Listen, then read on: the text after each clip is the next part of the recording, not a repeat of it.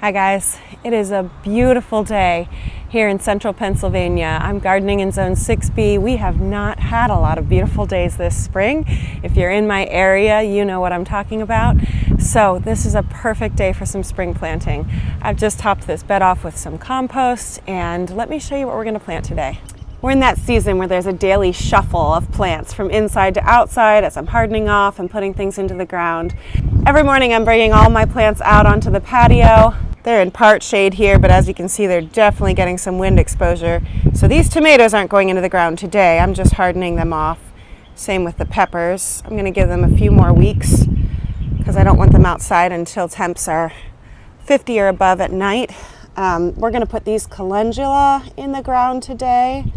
The basil I'm going to wait on till it's warmer. We're going to put bull's blood beets and golden beets are going into the ground today. We'll plant some nasturtium, and then I've got sprouted peas and some carrots for direct sowing. And when I'm done with the day's planting, I'm going to try something that I've been wanting to try since last spring. So last spring I learned that Hosta are edible, and they're especially good if you can get them in this stage where the leaf is tightly curled. So last year when I learned this, I was at the point where all my hosta had just opened up their leaves. And so I figured I'd try to tuck that away in my memory and try for it this year. We're going to cut some of those shoots today, cook them in a little butter, and see what a hosta snack tastes like. I'm going to start off with my beets. I'm going to use my trusty seeding square. I'm spacing 4 inches apart, so the yellow holes are spaced for 4 inches, and then at the edge, it's 2 inches away from the edge. So this is meant to be stacked end to end. As you continue, it'll line up with the next edge to create 4 inches. Last year, I was a first-year suburban homesteader, and I grew a lot of beets, and I had to admit at the end of the season, my family doesn't eat that many beets. I like them, my husband will eat them, but this is not a staple for us. I think it might be part of just the eagerness of a newer gardener that you grow a bunch of veggies that might not be the kinds of things your family normally eats.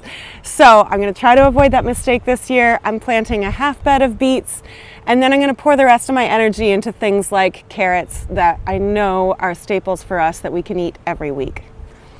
Look at the color of these roots. I think that's so pretty. This is the bull's blood. That's all the bull's blood beets. It's so bright out here, I hope you can see. Behind them, I'm going to do a row of golden beets with the beautiful golden roots.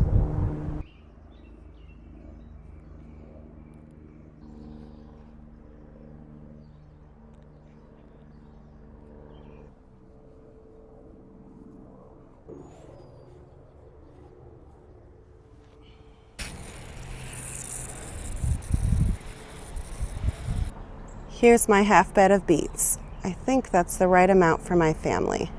I will come back later and add straw for mulching. It'll probably be a week or two. I like to give them a little chance to grow because they're so tiny right now that I don't want to drown them out with straw. Next up is this bed over here. I'm going to put peas and carrots in here, but first I need to change out this trellis. This was for cucumbers last year, but I'm going to move my cucumbers because we are going to get 2 more garden beds over there. John actually built 2 more raised beds last week. They're sitting in the garage right now, just ready to be moved out and filled up. So that means we'll have 6 here, plus the ones I have in my upper garden. I'm really happy about the expansion. It was one of those kind of classic gardening couple disagreements where John was just genuinely surprised that I thought I could use more garden space, but he's good to me, he built them, and I'm gonna have no problem filling them up. These cattle panels, I don't know if you can see here, the zip tie is black, but they're just held in place against the T-post by zip ties, so it's pretty easy to take it all off.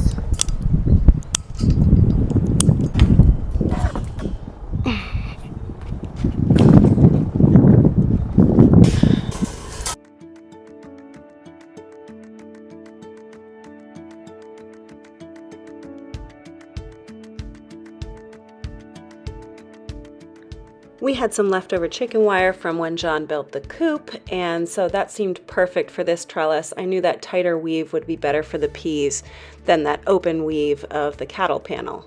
I love the ease of zip ties and a T-post to pull things together. This is a job that's just easier with 2 pairs of hands, so John helped me out here. When we were done, I snip off the ends of the zip ties because I just like that cleaner look. And then John trimmed the edge of the chicken wire with tin snips, and everything was done.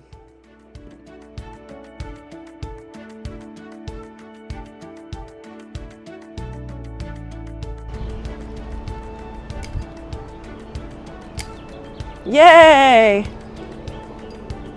Nice. That looks good.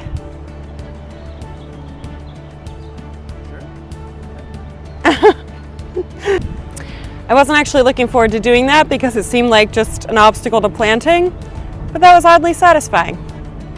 Chicken wire trellis ready. I'm going to get peas in the ground. If you're curious about varieties, this is the Oregon Sugar Pod 2 pea variety, and I pre-sprouted it starting 3 days ago.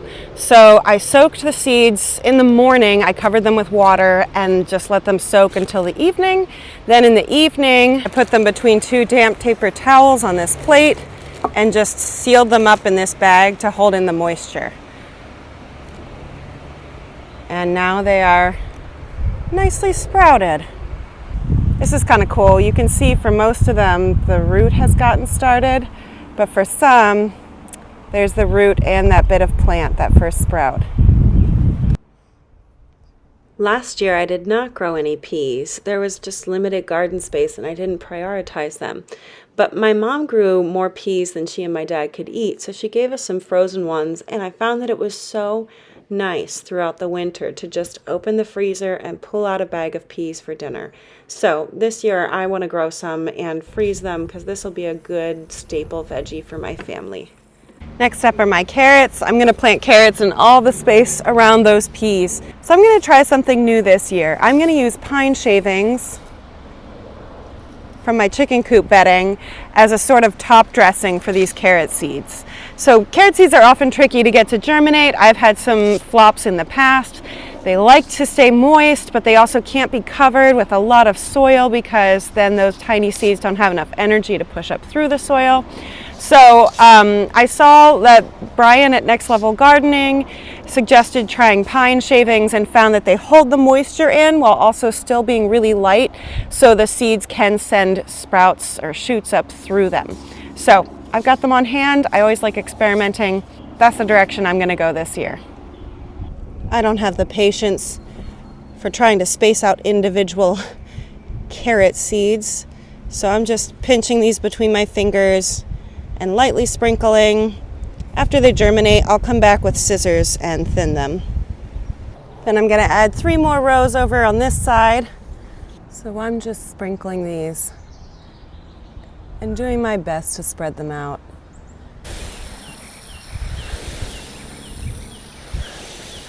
Seeds are all in. I'm going to sprinkle on some pine shavings. I wasn't sure if I wanted to try to navigate around where the pea seeds are with the shavings, but they've already got that strong start by being pre-sprouted. I think I'll do shavings everywhere and they'll just benefit from the shavings holding in that moisture too.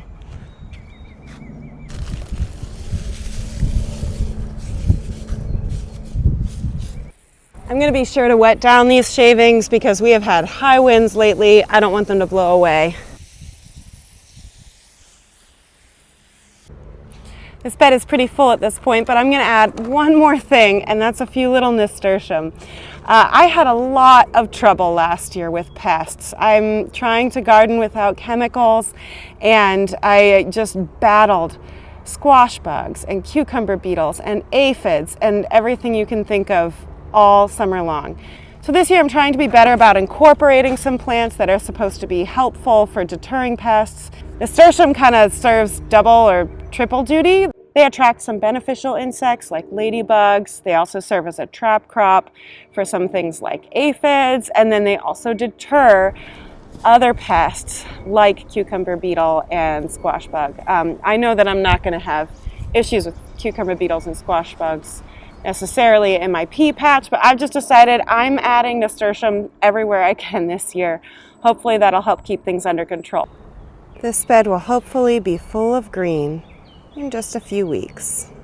I think I've run out of time for planting my calendula. That'll have to wait for another day. But I do want to show you the other things I'm growing right now so that you can see what's happening in the April garden. Right down here I've got all my onions. These are so small right now that, again, I'm waiting to mulch this area because I'd kind of given these a haircut right before I transplanted them out. The rest of my garden is up top. My garden's spread out because I live on a really hilly property, and so there are patches of sunshine, and my garden follows the sunshine. So let me show you what I'm growing up here. So here's the upper garden. Some of this stuff really needs tending, but I'm just going to show you reality. Strawberries are coming in. I've got the first little blooms. I just need to obviously weed, clear out some old dead growth, and fertilize this. That bed's full of potatoes. I brought you along for planting that no-dig potato row. Here's my garlic and lettuce. I heavily mulched this garlic to see it through the winter, and I think I'm going to start to pull some of this back. I think it's too much mulch for these little lettuces. Over here are my broccoli and cabbage rows. Those last two rows are broccoli. Here's red cabbage. And then down here is a Chinese broccoli that I'm trying for the first time. You can see I've not yet watered today. I'm just about to do that. I've got a few early season herbs that are doing really well right now. The bay laurel is thriving. I'm going to harvest a bunch of these soon and dry them. Chives are about to bloom. Last year I made chive blossom vinegar. I want to try doing something different with the blooms this year. Not sure what. A lot of this area isn't planted out yet, but look at this beautiful lovage. It is really full. My last little section of veggies is over here. Oof, boy, this all needs to be watered. Little Gems lettuce, spinach and kale are doing well. These radishes are really close to a harvest point. We might harvest these in a few days or a week. So that's everything I'm growing in the April garden. I do want to go down and clip some of those hosta shoots because I've been wanting to try cooking them since last year. So let's go give a hosta snack a try. You can see I've got a few hostas here that are already open. Please ignore those weeds. So from what I read, this is not ideal for eating, but over here, past these lovely flowers, these are at just the right stage. They do feel tender.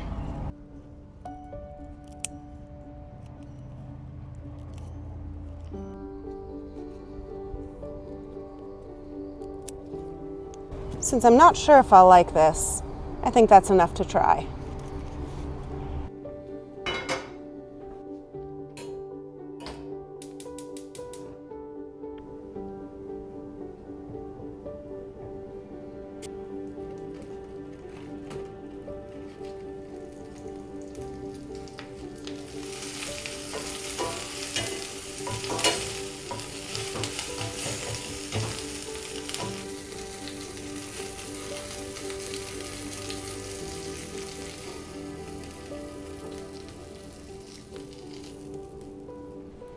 Ready to give it a try. You know, I read that they taste kind of like asparagus. That's true. I was skeptical because why would they taste like asparagus? But it's true. It's a different texture, of course, but that's tasty. I mean, butter and seasoned salt doesn't hurt anything. It's a really mild flavor and a really tender texture, especially at the bottom where it's more tightly wrapped. I like that part the best. Thanks for joining me today. If you're gardening, let me know what you're planting right now and what zone you live in. I love tracking what other people are growing too. Kind of helps me track where I'm at. And if you've got hostas, let me know if you give this a try. Take care until next week. Bye.